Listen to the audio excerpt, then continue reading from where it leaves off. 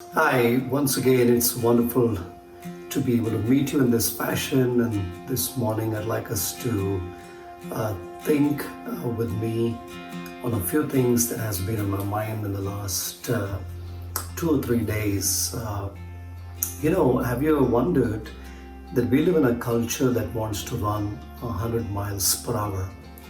I mean, we are busy.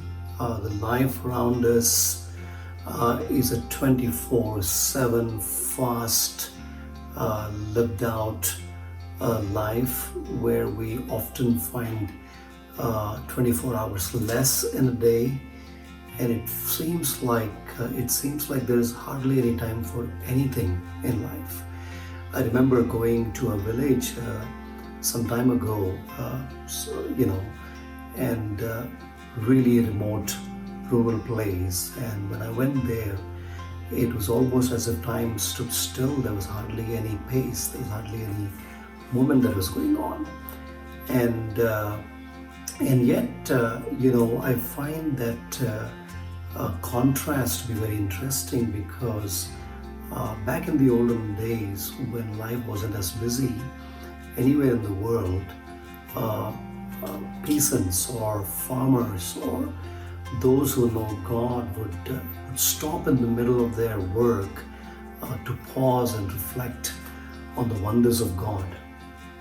And today it's directly the opposite. I find myself being restless, but I found many Christians, even during our worship times, when the church is on, in the middle of the worship times where work invades our sacred moments, where we get distracted so easily and get tempted, and sometimes we find ourselves looking at the text messages or replying to emails, or I've heard people even confess that they just paid their bills online, electricity or whatever that bill is, and where this sacred time is invaded by the pressures of modern rat race. And we got to understand that in a lockdown like this, I think God might be leading us to the discipline of solitude. Solitude is extremely important. This discipline of silence is extremely important. The psalmist said this in one of the psalms. He says, "For God alone, O my soul, wait in silence, for my hope is from Him." Silence is undoubtedly a forgotten practice in our generation. Now, when we think about silence, we usually think in terms of absence of words. But silence doesn't mean just absence of words. It's a presence of ourselves with our soul. We are consciously aware of who we are.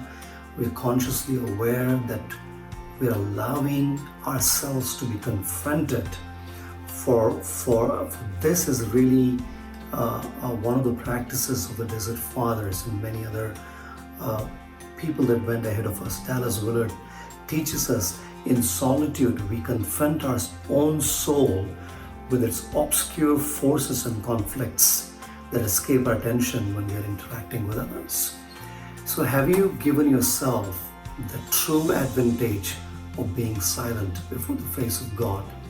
Have you given yourself a time to confront your own soul?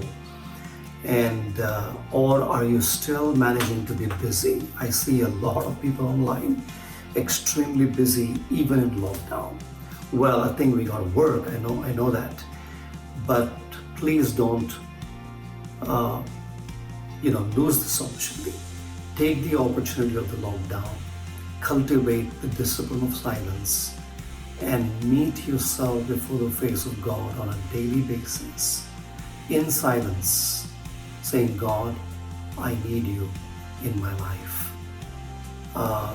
The power of silence with a God who's actively talking can be a powerful combination. God bless you.